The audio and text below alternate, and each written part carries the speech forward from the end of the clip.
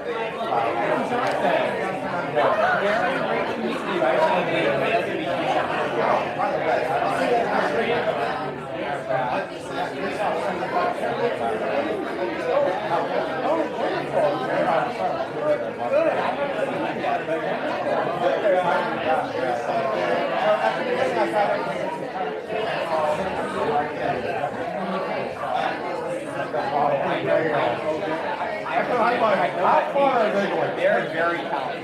Yeah, they're incredible. Where do you want it? I'm going to give you the fancy chairs, and I'm going to take the box over here. Oh, okay. All right. Hello. Lovely to see you. Hi there.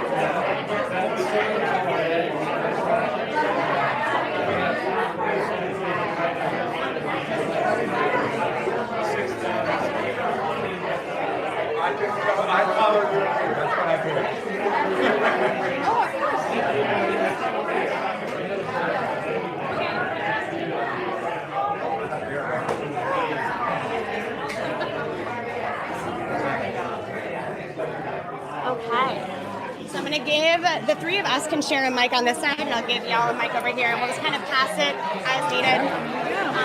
And then I'll let anyone who's like, I'm ready to answer it, jump in. We don't need to go down the line or anything like that. Okay. Roddy, are we live? We're live. We've been live. That's why I moved the mics. Good, good, good. Hello, Hollywood Fringe. There we go. How are we feeling? Yeah? Has anyone finished their Fringe run? Congratulations. And now the rest of us are just at the tail end. For anyone who doesn't know, my name is Lois. My pronouns are she, her. A visual description, I'm a white woman with mid-length blonde hair, currently wearing an all-black ensemble, and I'm the co-director here at Hollywood Fringe. Today is all about what's next. Because y'all have just or are almost done accomplishing an amazing thing. You're bringing a show to new audiences. You're engaging with new artist communities.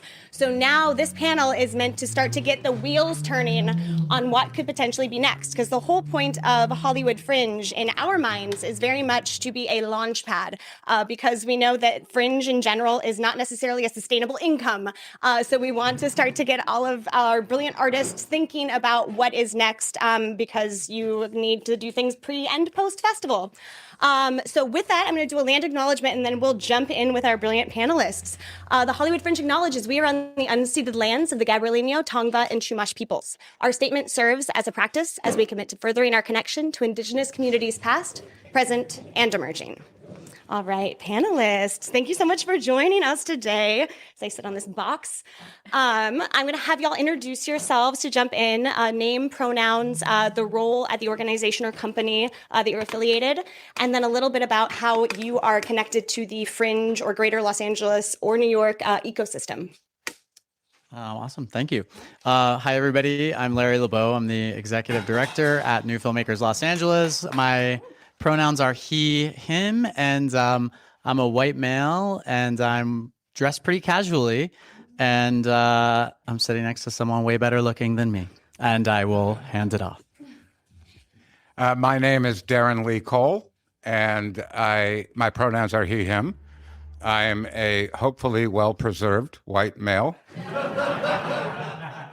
And I serve as the executive producing director of Soho Playhouse in New York City. And in that capacity, I also chair the International Fringe Encore Series, which we'll tell you more about. And I'm sitting next to somebody way more attractive than me. Hey, everybody. I'm Katie Dammers. I'm the Deputy Director and Chief Curator of Performing Arts at Red Cat. That's the Roy and Edna Disney Cal Arts Theater here in LA.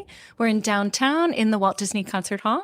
I use she, her pronouns. I'm a white woman with short, brown, curly hair wearing a black dress, and I'll pass it on.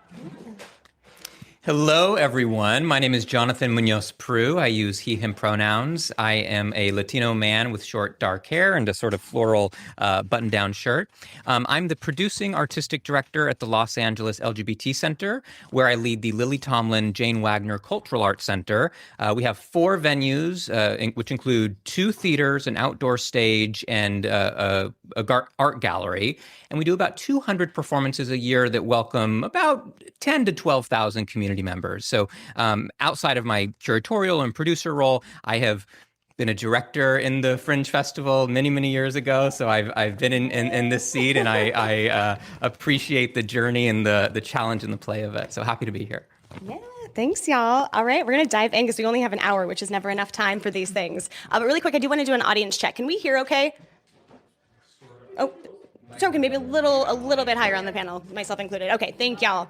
All right, so I would love to know, what does your scouting process look like during a festival like Hollywood Fringe? Are you actively looking for a complete, finished, like fully cooked product or show, or are you aiming to grab onto something that's a little more in development that you can run with as well? I'll start. Sort of all the above of that. So the International Fringe Encore Series is designed actually specifically to give fringe shows not an extension, not a horizontal move or a lateral move. We want to give shows a vertical move. So our organization is put together to scout fringe festivals and find shows that don't have to be completely cooked. In fact, a medium, although the more cooked, the better, because I'm trying to see if that will play like next season, for example, in New York. And there has to be enough meat on the bones beyond just the skeletal outline of an idea is what we're looking for.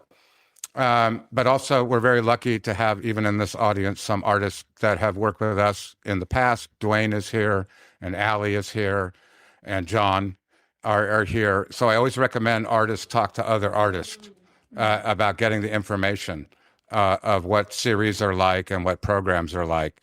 But yes, if that answers the direct question. Yeah. Yeah, I'll say when I come to a festival like this, I'm often looking for promise. Because we're based here in LA, it's not impossible that we would take a show that already does an evening length run and then bring it to another part of LA, but it's less likely. So I'm more looking for artists that show incredible capacity for what we call a catalytic encounter. So for them to come to Red Cat, maybe be part of our new original work series, which is a great commissioning platform that we have. It happens every November and it's an application based. So it's a great way for me to get to know artists. So then if you apply to this program, I can say, oh yeah, I trust that they can take something full term, get it to stage, be a great performer, have strong conceptual ideas, and really have a professionalism that we are looking for to then take work to the next level in a different project that would maybe be your next thing. So one thing I always say to artists is you might be here doing a full length of one thing, but make sure you have in your back pocket your idea for your next thing. Yeah. Can I ask a follow-up question on that? Because we do get a lot of questions about new works. So let's say a show premiered at Hollywood Fringe. Would you still consider that in a new works application? I would, specific to that program. But one thing I would need you to articulate super clearly is how you would evolve it. Because we look to have Now Festival be this moment of great growth for people. So if you've already done a 65-minute incredible performance, I need to hear from you of, gosh, this was 3 20-minute vignettes. I want to take vignette number 2, increase the production value, and I'm going to add an additional secondary character. So I really need to know how you're going to push it forward in a big way. Thank you. Anyone else? First, acknowledging, I'll acknowledge that all organizations are going to be looking for a different thing, right? So if there are institutions or people you want to work with, I would encourage you to reach out to them, introduce yourself, and not necessarily begin with a pitch, because a pitch is not going to be successful unless it is for that person, unless it's for that organization. So I would encourage you to build relationship and find out what is their mission, what are your objectives, what does success look like to you, what relationships have gone well, and then you can take that riddle and you can look at your portfolio of artists and work, and find out if you're a match, and how can you tailor your project to meet the need of the organization. So for us specifically, we don't produce runs of shows right now, simply because it's a challenging budgetary political landscape for queer folks. So we present one night only performances, but we offer that really in a residency package. So in exchange for, well, not in exchange for, but we offer free rehearsal space that culminates in a public performance. So we're looking for artists for whom that is a value add. If all you want is a run, then we're not going to be a match. But if you're looking for space to develop, to iterate, and then test something out on an audience, it could be a match. The other thing we're looking for, because it's this tension, this paradox of wanting to serve and invest in artists, but also serve and invest in our audiences. So every performance we do, of the 200 we do, we will lose money. So we lose money on turning the lights on, staffing it, opening up parking. We lose money every minute we're open. So we want to know that there's an actual audience community demand to see your work. Not because we want to make money, but we need to know that we have some support in that investment and we're not losing every dollar. We're making something back. So not to go so businessy so early, but understanding, right? I mean, there's a lot to that point of it, but we want to know that your show, there's an appetite for your show. I want to know that you've, sold out some shows or whatever, so that we're not just, otherwise we just give you free space. But if we're going to invest in the people and the staffing to take tickets and open the theater, we want to know that we're actually going to be serving X amount of people. And just to get really granular about it, we used to do a lot of co-productions. So we have a lot of data about the average audience size for theaters, 99-seat theaters in Los Angeles. The average audience size between 2021 and now is only 35 people per night. It's pretty small. So we want to know that you're going to come in at like 35 or more, right? So it's not a huge lift, but we want to be able to get granular in that conversation. Yeah. And I think like co-pro, I think so often just gets kind of ignored, but it really is a co-production, like both the artist and the venue or the producing organization. It's a team effort. And so both parties have to come to the table ready to engage audiences and fill those houses. I'll just say very quickly, Yeah. Jumping on the professionalism and that sharing, we're looking for folks who we want to work with. So think about how you email us, how you call us, how you use our time. Do not send us an email every day. I mean, our inboxes are such that I'll probably get back to you in a month. And that's just the cadence of workflow. So know that, and anything you do to disrupt that is not going to work in your favor. Oh, it is such a small industry, and not just in like Los Angeles, but across the globe. Y'all, like, kindness first. Your reputation is always directly in front of you, and so this is such a small community. And so knowing that, like, in how you engage, not just with industry members like the people up here, but with each other, because also there's so many industry members that are fellow artists and or know other venues or bookers, and so like just walking in kindness is always going to do you more favors. New Filmmakers LA, I want to take a chance to talk from stage to film or stage to screen. What do you look for when you're out seeing theater as the potential for going from stage onto the screen? Yeah, I mean, for us, what I saw today in just, I think, less than an hour was incredible. There were 5 minutes, right? Like, I was taken on a journey of all kinds of different characters, all kinds of different performances. And you, coming from a film organization, are reminded of just like the level of talent that is alive in LA. Whether that's talent from Canada that's here with us or talent that's here from Australia with us. It's really, really phenomenal. And the way that just watching the shows today, you could see a lot of those performances, a lot of that content translating to film or to TV, I think is huge. We have so many filmmakers, of course, obviously, people who work in craft roles, on crews, on films, of course, performers that are working in TV and film, that come through projects at our festival. So I think like the opportunity is huge for theater performers to take shows and make them exponentially larger in reach by putting them on film or making them as pilots for potential TV pilots that they might want to pitch around. So we have a lot of people that work in between the two spaces, and I think many of you, if I asked you to raise your hands, how many people are also working in film, I would assume there's a lot of you who are also working in film. So I think they're two complementary spaces in the creative space that we definitely want to be a bridge with. And we've been really lucky to work with Hollywood Fringe over the last few years. And so, yeah. Yeah, and just to dive in a little deeper on that, because there's been a shift in our industry. I don't think anyone can sit here and pretend the film industry is not going through a hard time. Do you see a shift in more ideas coming from stage than starting in like a filmed pilot or a filmed production? Yeah, I'll say that that's something that comes up all the time where when you're talking with even vendors in the film space, not just creatives in the film space or performers in the film space, you're not seeing a lion's share of that come from just film anymore or just TV. You're hearing about people who are like, well, I'm making my creative living as a, let's say, writer, doing sometimes theater, doing sometimes film, doing sometimes TV, doing sometimes Audible originals or iHeart originals in the storytelling space. And I think you hear the same thing from vendors of like, yeah, we're using our stage space for like a table read for a theater show, or so I think we're really lucky in that LA is so diverse in terms of the creative intersections that we work in, that we have all of that.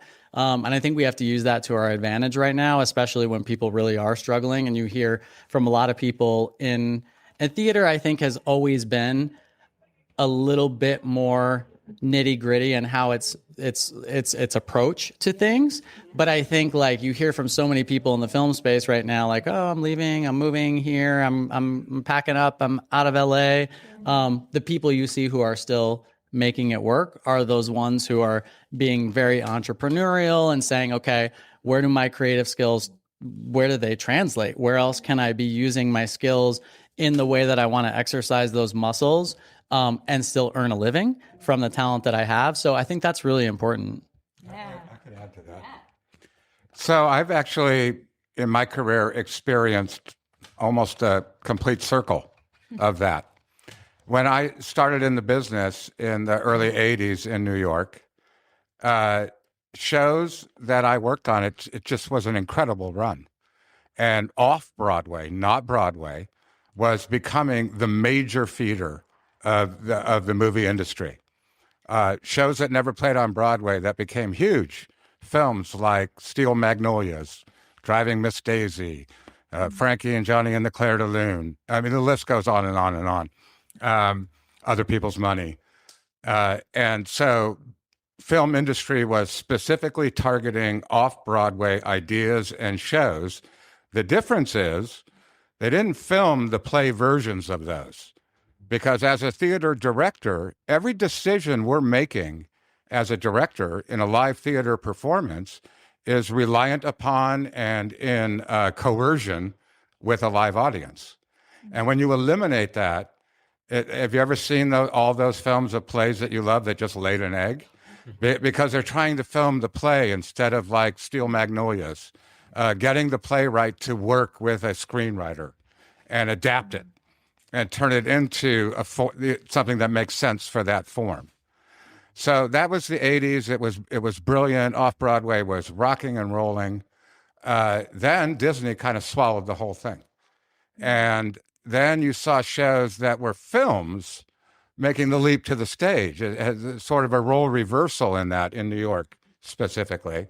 And that sort of ate a lot of the content. And then the news cycle came when I produced shows like Fleabag and Hannah Gatsby's Nanette.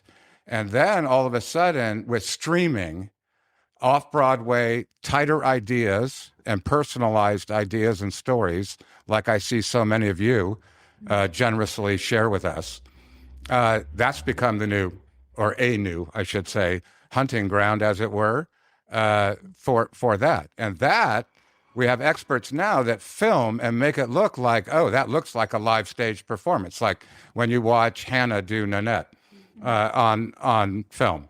That's the difference between, and streamed, that's the difference. Whereas Fleabag, we took those 8 chapters of that story and they made 8 episodes originally for Amazon, or no, BBC, I think. Originally, there's 8 episodes. So you have to think about how you're going to approach it if you want to approach the film industry. Like, are you dedicated to replicating your play on film, or are you wanting to use your play to transform itself into a product that suits film, if that makes sense? Yeah, totally. And I think it's like, as an artist, learning what your non-negotiables are is a huge thing, both creatively and otherwise, like learning how to advocate for yourself, and also, but like knowing like where those lines are that way, because sometimes you're going to have to work, or you're going to want to work with other people, and knowing where you're willing to negotiate and not is going to be an important part of like your journey as an artist. So speaking of that launching pad, moving into more direct theater spaces, what are the signals that you look for when seeing a show that you think is ready to go to that next level, like ready to take a risk on? Because like Jonathan, you were saying, like it is a risk, and just like, you know, artists are hurting for money, so are venues. The whole ecosystem is not in great shape. So what are those signals that tell you a show is worth taking a risk on? I think I'm looking for really strong storytelling. Yeah. You know, some of the best pieces I've seen in Fringe so far this year have really low production value. Mm-hmm. You know, it might just be one person speaking for 60 minutes. But if you can hold my attention for that and drive an evolution of a character, an arc in emotion and in drama, I believe that then that can translate to, if we connect you to the right designers, the right collaborators, a chapter 2 that's going to be super exciting. So I know this sounds basic, but so often I have artists come to me being like, so I've got a great costume designer and I know exactly who's going to write the music. And I'm like, that's great, but what is the story? You know, what is the big question that you are grappling with? What is the way you use language? How are you thinking about time and space and duration? Just go back to basics. If the basics are really smart and strong, the rest will come eventually. Anything to add? Yeah, no, I think that's 100% right. And I think it kind of actually transitions into my next question, which is like, when artists are looking to make that transition, what are the things that should be important? Like, is it the script? Is it the costume? Is it the, like, what are the things, if you could like pick two things that you are looking for in a show, what are the two most important things to focus on? Because I fully agree. Like, don't worry about the set. That will come. I've been just talking to a Fringer from a couple of years ago recently who is now getting to that point where somebody is giving him a budget. And now you get to play with costumes. Now you get to play with like actually paying the artists and building or bringing in a designer. So what are those two things that an artist with a very low budget can focus on to get their work seen? I have, I think, one good one and one really boring one. The good one is mission alignment. So really understanding, I mean, the only reason I have a salary, the only reason I have a staff, the only reason we have budget to have these conversations is because our board has a mission and we serve at the pleasure of our board and we deliver on that mission. So I know you want to do your shows and I know that you feel it's a match for certain spaces and I'm excited to talk about that conversation. But what we need to do and where I want your help is to storytell how your project solves the problem of serving my mission. That's the only thing I'm looking for. That's the only thing I'm allowed to do with my time, right? So that's the good one. The boring one is I'm looking for accountability. There are so many great ideas, great artists, great projects, but my team, once I've made a great discovery of a great project and a great artist, my team has to work with you. And I need my team to keep working with me. And I'm not trying to be mean or sassy or playful, but you know, it is not always professionalism in an administrative theater producing world is a specific skill, and I'll even say it's a specific art. And it is something that not all actors have had the opportunity or privilege of practicing. And I don't expect you to have that fully developed muscle. But we are looking for folks who we want to play, who will play well with us, who are open to feedback, who do things when they say they'll do it, who are respectful of our boundaries, who, when we have agreements, are accountable to those agreements. So when we say this is the rehearsal schedule and you have a need for another rehearsal, yes, we technically can accommodate it, but we have 199 other projects we're juggling. So we just don't have capacity to make exceptions. So we're looking for folks who are leading with accountability. But here's the good thing. When you lead with accountability and you build relationship and we've worked well together, then we get to a place, a year or 2 or 5 in our relationship, where we'll do whatever you want, right? Yes. But you have to appreciate that we're on a first date together and we're getting to know each other's needs. And there are a lot of, I won't say a lot, but there are projects that have gone very well, made a ton of money, slam dunk, home run, but we won't be working with them again because it was just too hard. So I know there's the North Star of everything a project could be, but know that North Star can often eclipse relationship and future possibility. Well, I love that you started with that because that was not where I was going to go, but it is absolutely 100% true. It's actually something that comes up in our space of running a film festival. It's like, you know, we play films and we don't get to see the process that went into making that film. We just get to see the end product, and the end product is great. That's why we're playing the film. And then we get to experience all the things that we need to get when the filmmaker is part of the festival. The deliverables, were they responsive to emails? Did they show up on time for their interview on set? All of those things. And it actually comes into play when we have our staff discussions.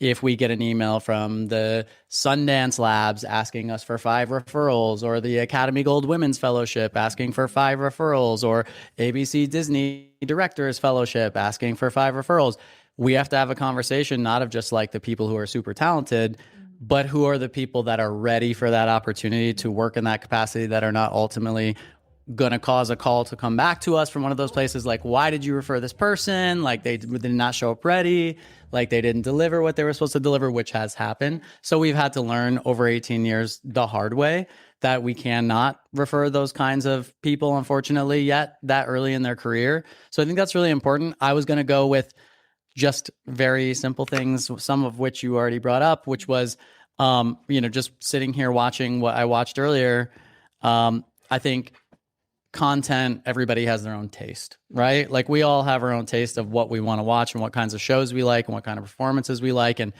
the messaging of a show and the impact that the show is going to have on us personally. I think like the story in film and for me in theater, it's always the most important thing. And then the next part of it for me is performance. But that I think is as an audience member, and I like what you said because it's taking what you're going to see as an audience and then putting yourself in the shoes of somebody who's actually going to have to develop and work on and be part of that process with the creative. So I would say those two things from a pie in the sky perspective. My two things echo sort of a lot of the background of what you have brought up, but it's pretty basic and simple for my team at Soho Playhouse.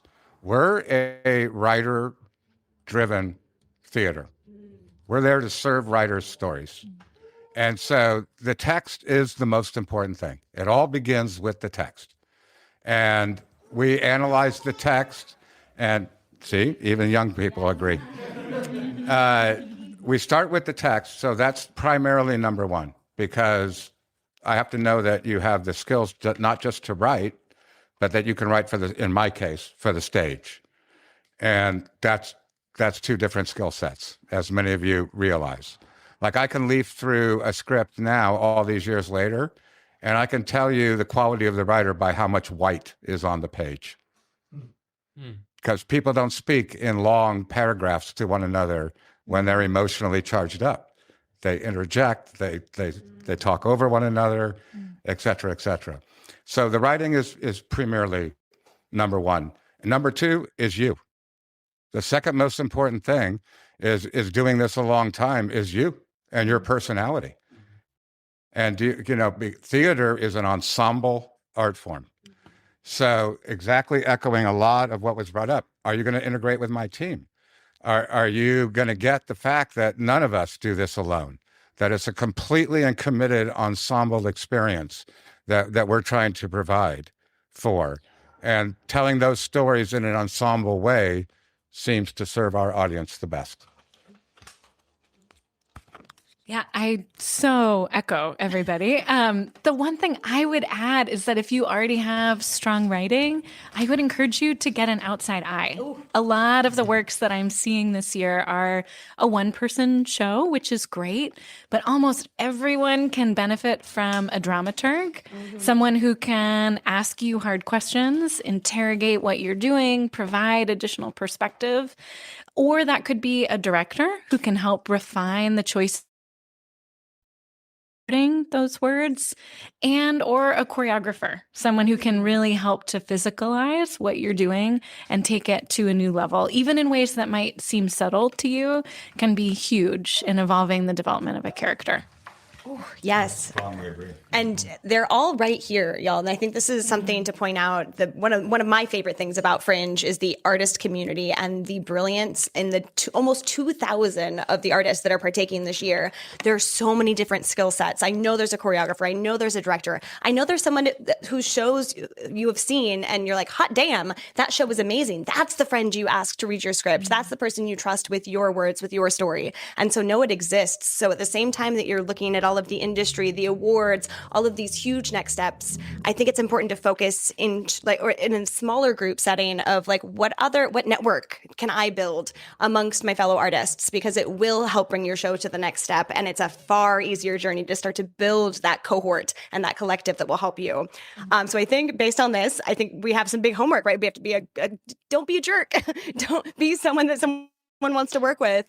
Make sure you're focused on story. I love that. Talk to one another. I promise you. It's true, and your reputation. You're right. When I'm recommending, that's my reputation. That's Hollywood Fringe's reputation too, right? That's affecting your fellow artists. If my advice is not good to my fellow festivals, to our fellow industry here in Los Angeles, they're going to stop trusting all of the Hollywood Fringe recs. And so reputation is such an important thing. And I think again, focusing on story and a place like Fringe, you don't need. It's not the Pantages. It's not the Geffen. You don't need all of of the bells and whistles. Focus on story. And then I think I want to point out like homework on this, like come up with your mission and vision for your show. Act like your show is an organization, a nonprofit. And once you build your mission and vision, you can start to find who matches and who you do want to work with to make that kind of research, that bit of internet stalking a little easier, because now you know exactly your mission and vision for the show in particular. I'm just going to add to the relational and the partnership piece of it. Yeah. At the LA LGBT Center, we have a culture, or at least the Art Center has a culture of asking everyone after every meeting for feedback. So we normalize feedback, we build a culture of feedback, and after every conversation, we leave 5-10 minutes to say, do you have any feedback for me? So I say that because you are going to work with folks who, even if you do everything perfectly, because they are different humans than you, will form some reaction or story or, have some idea of you. And if you cannot, it is very likely that folks who you want to work with in the future, who might also not be sure they want to work with you, it's very likely they're not going to say anything to you. Right? Yeah. Especially, if they are going to work with you in the future, they will say something. If we have like this is why, a whole conversation about salary versus contractors, right? Mm-hmm. Salary is great because I know I have to work with you. So I'm going to develop and give you feedback. But if you're a contractor, it's a lot easier to just hire a different contractor. Yeah. So it is not, unfortunately, don't assume you're going to get the feedback you need to be successful in the relationship. So ask for feedback. It might be really silly. You could even start your first conversation and say, look, this is a new process for me. I don't get the opportunity to be in rooms with people like you. I always lead with vulnerability when I'm, doing things that are new for me, and say, hey, throughout this process, I really want to learn. I want your feedback. So I'm going to do a really silly ritual. And after every conversation, I'm going to ask you for feedback. And here's the thing. If someone feels negatively about you and you ask them for feedback, and they withhold that feedback and don't invest in their relationship with you, it was never going to work out. But you've held yourself accountable to get everything you need from the people you want to be in partnership with. Yeah, I love that. That's really smart. I'm going to combine the next two questions a little bit here because we've talked about all of these things that are a little harder to put your finger on. But let's talk materials. If an artist is ready to pitch to a theater, to a potential film crew, or investor for that matter, what are the materials, the things that you want to be sent or have access to? In addition, how do you want that communicated? What is the best way an artist can reach out? Is it cold email? Is it sneaking up on you at a coffee shop? What are those two things? No, obviously not. Do not do that. But definitely, what are the materials you need and how do you want to be communicated with? For us, stills obviously look on the wall. I think stills is really huge. We're not big on filmmakers making posters for their films as independent filmmakers because a lot of times the posters that get designed do not do the film justice, and they're not graphic designers, so. Sometimes you'll see a poster and you're like, that does not match the quality of the film. But that's a film thing. Obviously, I think these are so interesting and theater is just way more in your face than film. But a press kit is really, really great. Something that has all the information about the cast, the crew, notes about the production. So press kit. If it's film, a trailer is really great. And then high res stills, because also you said something earlier that was about meeting your mission. And I think that's also part of the marketability of your show. For us, the marketability of a film, right? Who are the journalists who are going to be invested in that type of content of the film, whether it's that the film is talking about really important issues in the LGBTQ plus space, or the film is talking about immigrants and what it's like to be an immigrant, and who are the journalists that are really, that's a passion point for them. I think those kinds of things are really important. So those materials are key, because once a journalist or somebody does get interested in it, the next thing they're going to ask you for is pieces of media that they can publish with a story. So for us, those are some of the really crucial components. Probably in the theater space, it's probably as you would suspect. Finding the right introductory email is usually one of the first bridges between myself and my team and your show. So a well-constructed email that includes some key ingredients, which is who you are, of course, why you wrote what you wrote, and that also shows some sense of that you've done research on the LGBTQ Center, on Soho Playhouse, on your program, on the film, so that you can identify as like, I think I'm a match for Soho Playhouse because A, B, C. I saw this show. I know it develops that audience. I speak this language that you appear to speak to your audience. You know, showing that you've done your homework and that it's not just a number 620 out of 740 emails, that it's personalized and that you've done some homework, to use your word. And potentially what gap you can fill, right? Like I see how it fit into your program, but also you don't have this and it would fit in because. Yeah, because everybody writes, you know, by the way, I'm not to name drop, but I bring up those shows to encourage you. Each of those shows that I mentioned before started in a room with a person trying out their material in front of 13 people. And then step by step by step, it grew into these projects. So I bring that up as encouragement that it does and can happen. But yeah, showing that you care about the space and what it's serving, and that you've read our mission statement. So then you'll know what we do. I think is critical. Yeah, I echo all of that. I would also do something that I call signposting. So sometimes someone will send me a beautiful press pack. And to agree with what you're saying, we get so many emails, and I don't mean to complain, but just to offer some context for you all, I have about 30 seconds to decide if I'm going to answer your email today or in 3 months. Yes. And if it's not that interesting, it'll probably go in my answer this in 3 months folder. And so you want to give me some quick things that will stand out. So like I had an artist recently, totally new to me, but they were able to say, hey, I'm working with this director that I know you did their last show of. Similar to that director, this is a one-person show that's using queer themes and fantasy. And I was like, oh, okay, great. Like we have someone in common. We're working in a similar world. You understand me. I have a sense of where you're going. Great. Because sometimes I have incredible people who write to me, but they're from Vienna and we don't have a whole lot of intersection with that. So I need some of those handholds. Because I agree with so much of what other people are saying, I will say some things not to do to offer some opposite advice. I love a whoopsie daisies, please. Yeah. Like, please do not come up to us when we are handling a show for like 500 people and try to do a pitch in 30 seconds in the lobby. I think it's actually really important to come and see things at our venues so that then when we have a phone call, you can say, I saw what you did with this and I thought A, B, and C about it. But we are really busy and we're often working. And so it can be actually, unfortunately, a negative mark in your direction if somebody doesn't have the wherewithal or the thoughtfulness to acknowledge that. But I think it's great. It's always good to introduce yourself, but like keep it casual. I think also like offer some compassion. Sometimes I need to meet someone twice before I can recognize their face because I'm meeting hundreds of people at a festival.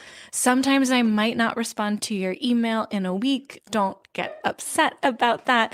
You know, I always say to people, sometimes it takes years to develop a relationship that's strong enough that then I can be open to having a conversation about commissioning. And that can feel like it takes forever, but it's worth investing in. I love this. I love all these points, but I really love this point about, seeing you a couple times, building relationship, remembering who you are. Believe it or not, like, I won't speak for everyone, but like I get ghosted by artists. Like I don't, it doesn't all work out. Right. So when I see an artist once, they may be at a panel, and then I see them at an opening night, and then I, see, oh, I didn't know they were in the show, but they're in this play I'm seeing. By like the third time, I realize, oh, they're serious. Like they're in the community. And it just takes some time to build trust because everyone wants our time, right? but it doesn't, it sometimes feels like a waste of time. And when I know that someone is really invested in the community, then I start to really be more generous with that investment. I also want to just acknowledge there's no strategy. Everyone works differently. I really like moving slowly and leading with relationship. And I, as you might hear, invest more so in people than in projects. I actually, most of the things on my stage, I've not read the script for because I'm investing in the human and what I see as their potential, recognizing it might fail, but I'm invested in you. So I just want to model very briefly, like, 2 emails that I would love to receive. Or if I was doing this right now, I would probably say, hey, so-and-so, I've seen these shows at your theater. I'm really inspired by your mission and what you're doing. I would love to be in community with you. I might share like 3 bulleted points about like what I'm doing in community. Like I've done this, this, and this. And basically I might say, would you be open to a 15-minute Zoom so I could learn more about your mission, what your needs are, what gaps you're trying to fill? Because I'm in this for the long run. I don't know if my work is a match for you, but I'd love to help solve your mission's problems. I'd love to be a partner and ally to advance your work. And we should be in community, right?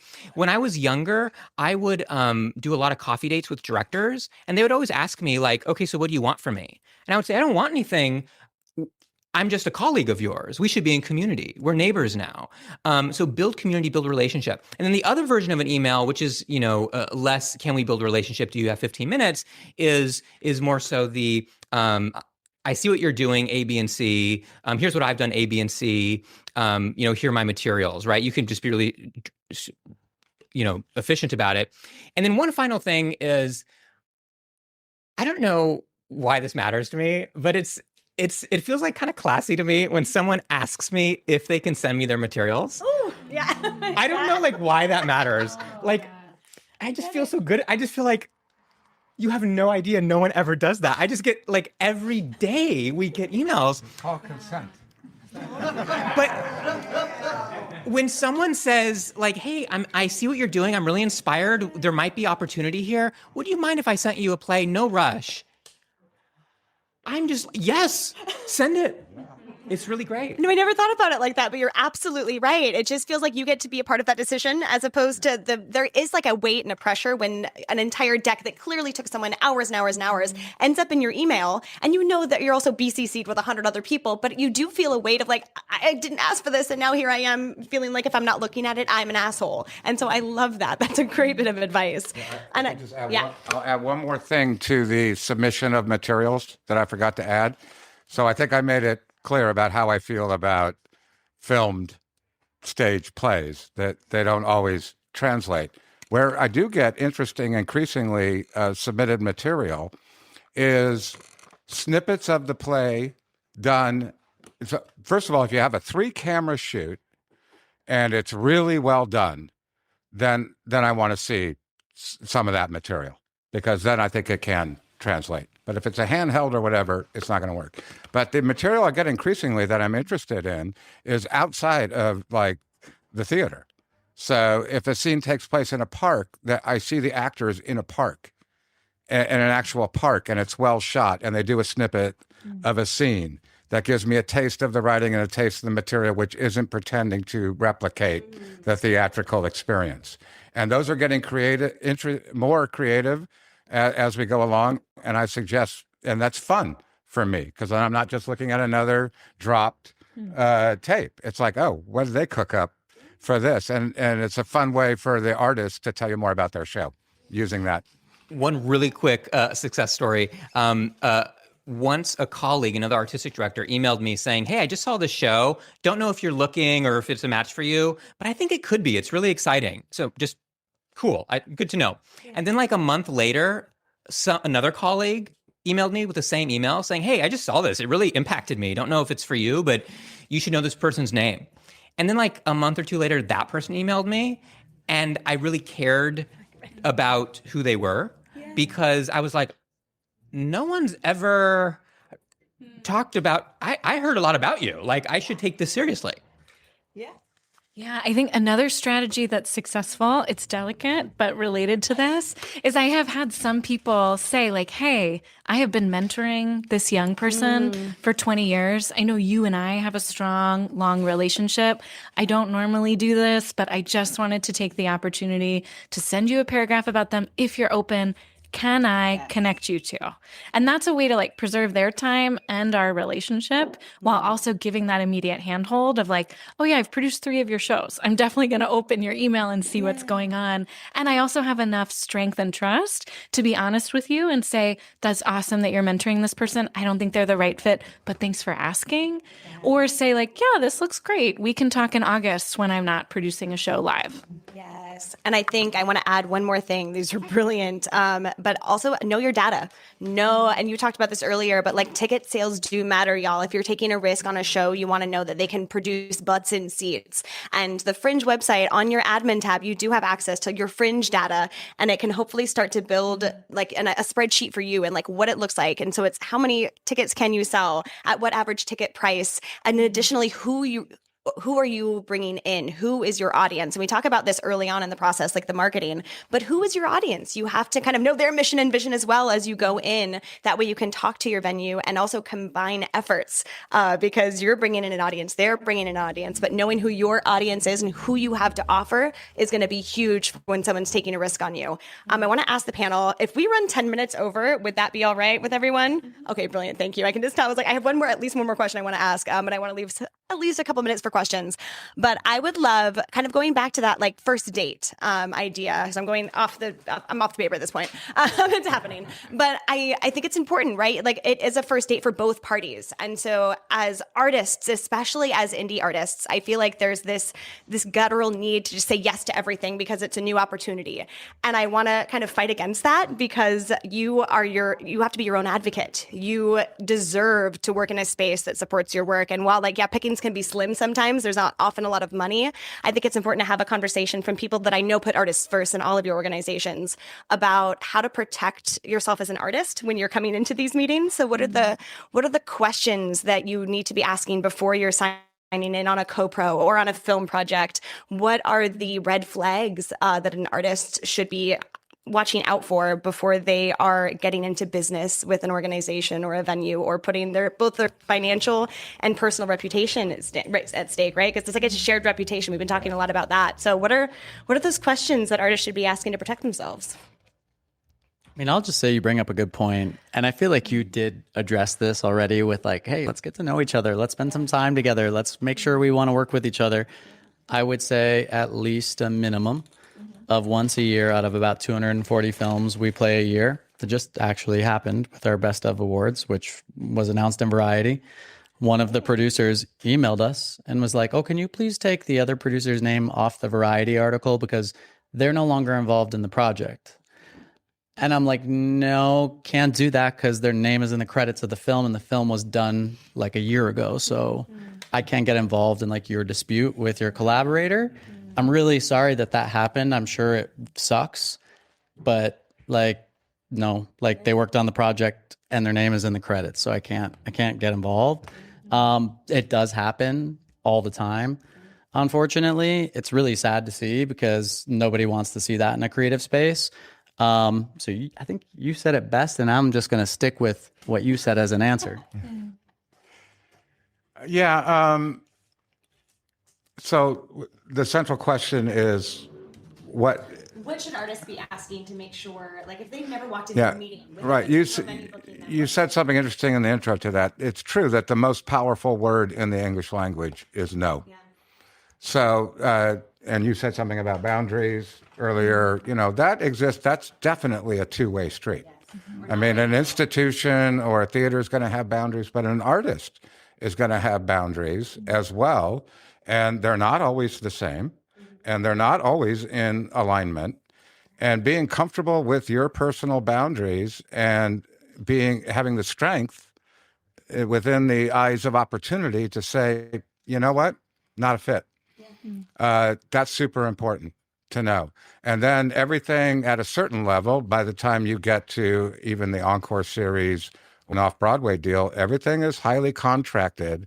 And you owe it to yourself to ask questions about the contract. Anybody who's freaked out in our role about a lot of questions about a contract is not coming clean.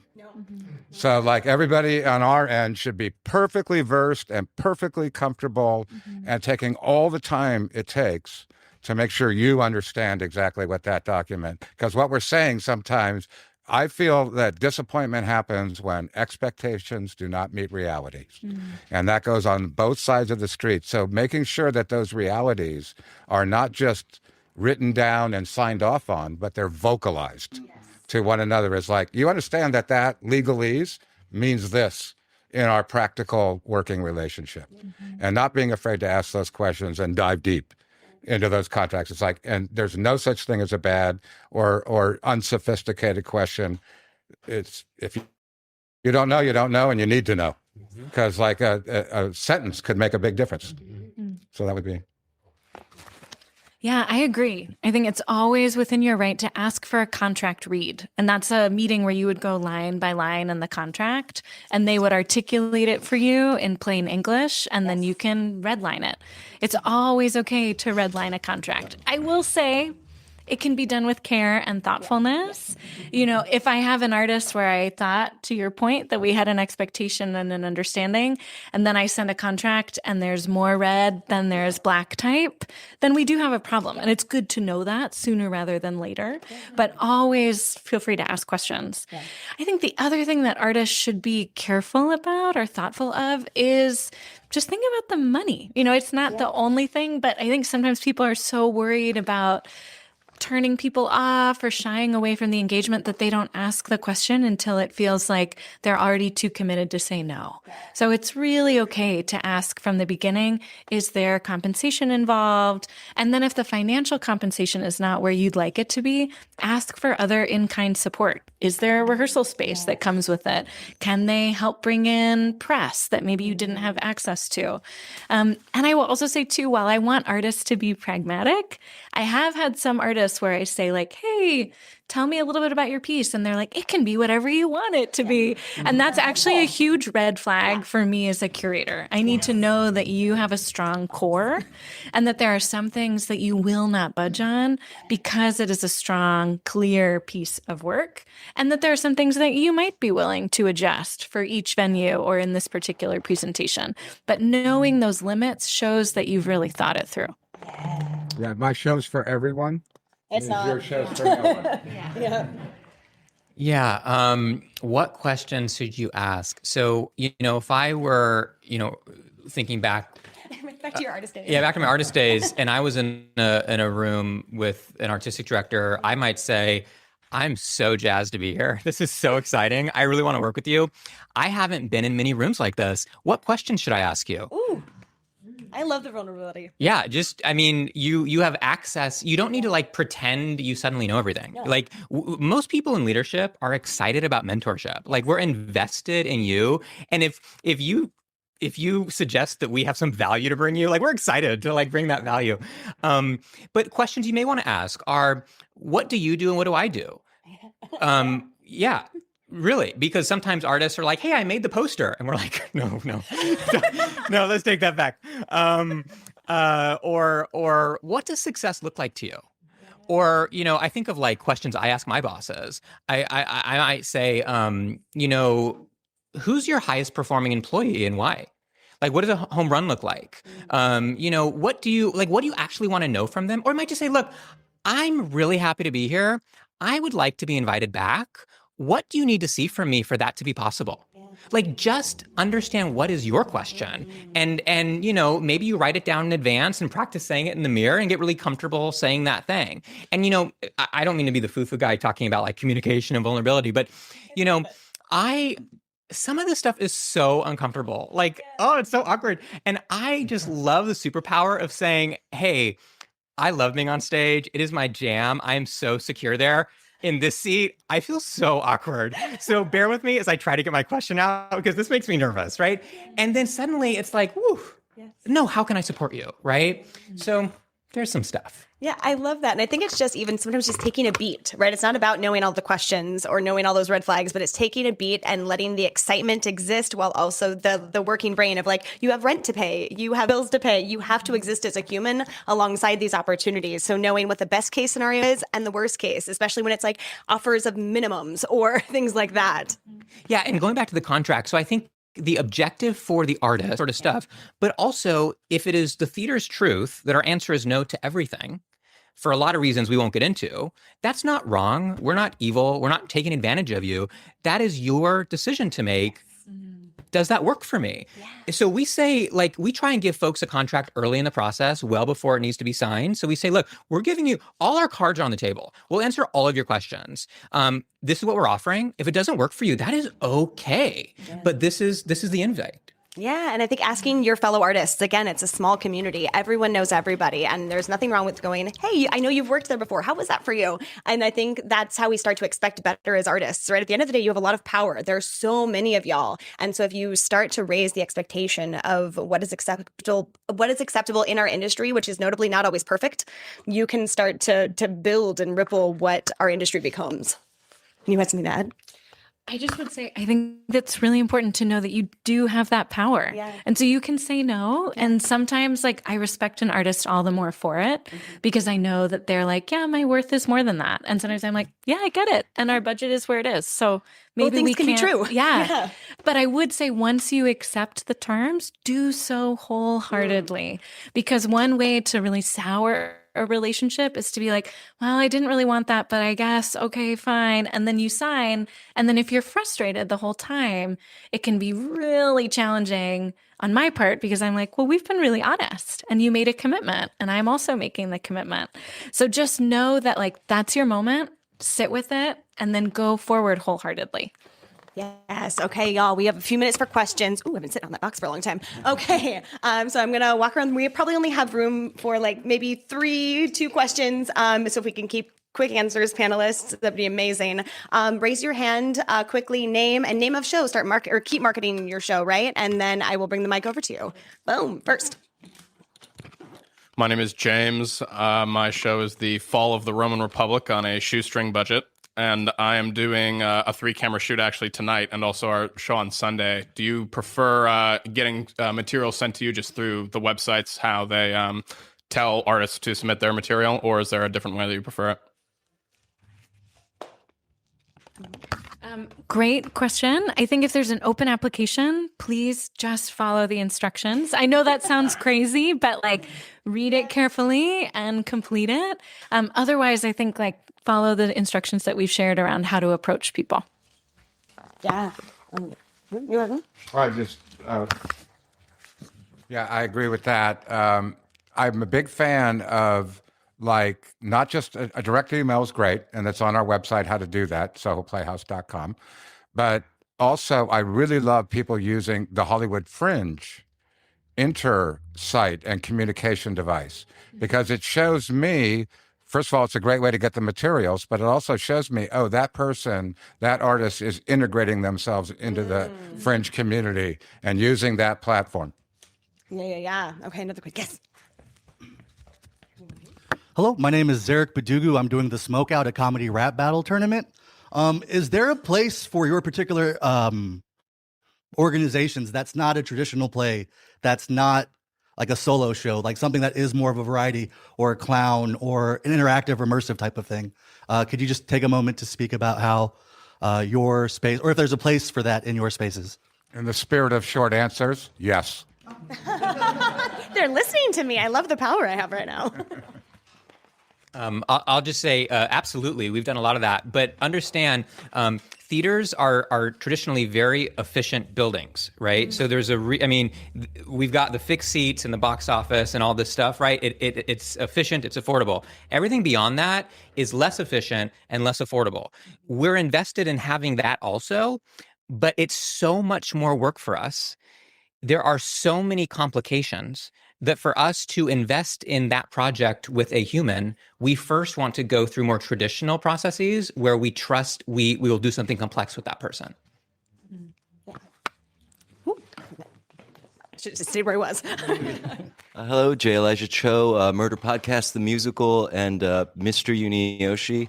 So I did a solo show in 2019 that was pretty well received, but then COVID happened. And so I'm wondering, what would be the process of, I guess, reviving an old show with can we submit old stuff, or does it have to be new?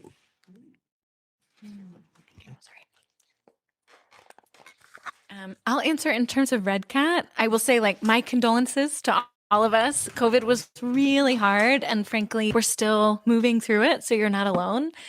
In terms of Red Cat, we're primarily interested in new work.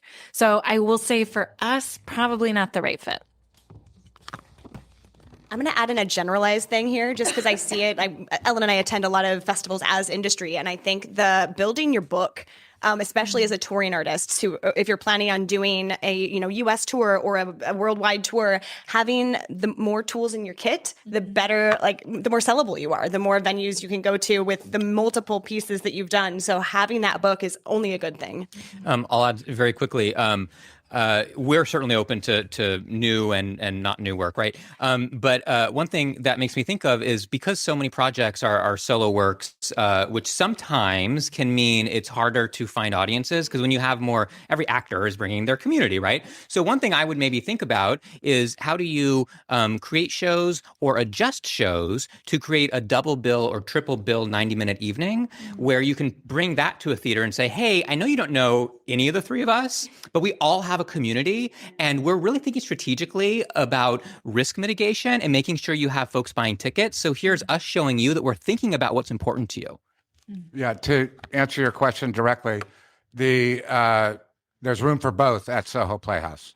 So again, research the institution. We have specific programs like the International Fringe Encore Series and our Lighthouse Series that are dedicated for new work.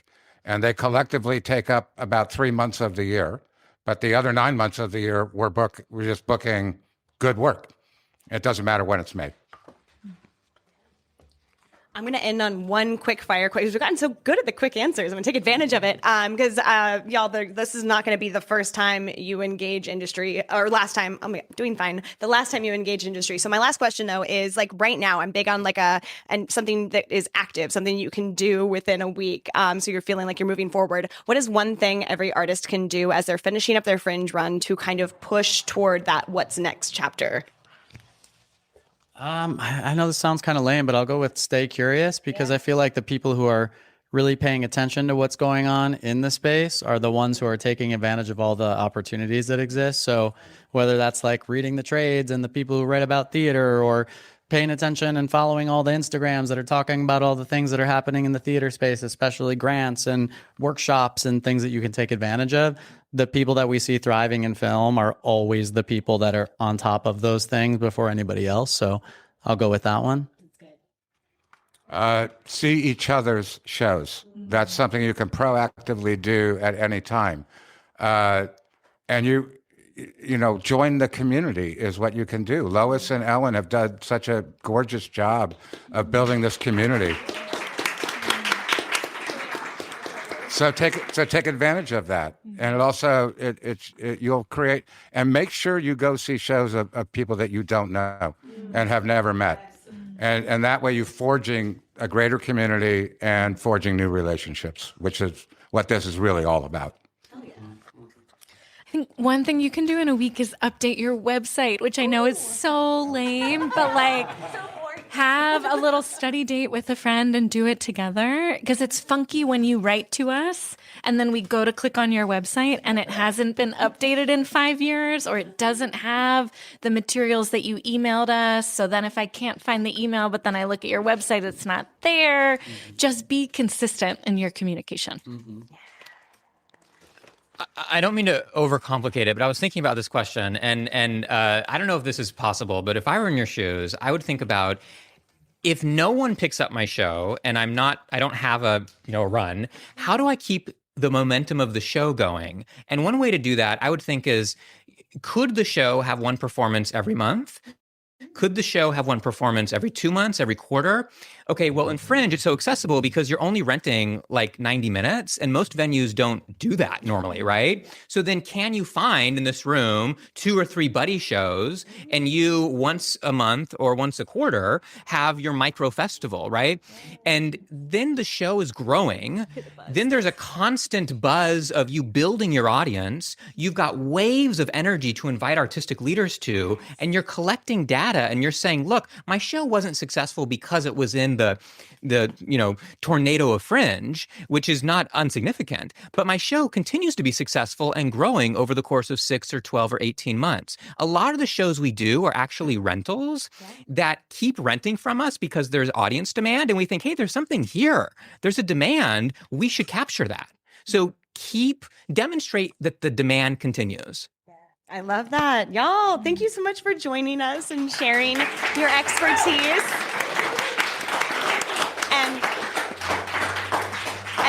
And thank you so much for additionally, like, you're here sharing your expertise, but I know personally how invested the 4 of you are in the arts and the arts ecosystem, and you are such amazing players within that. So grateful to have you a part of the big family that is theater in Los Angeles and beyond. So thank y'all, and happy Fringe.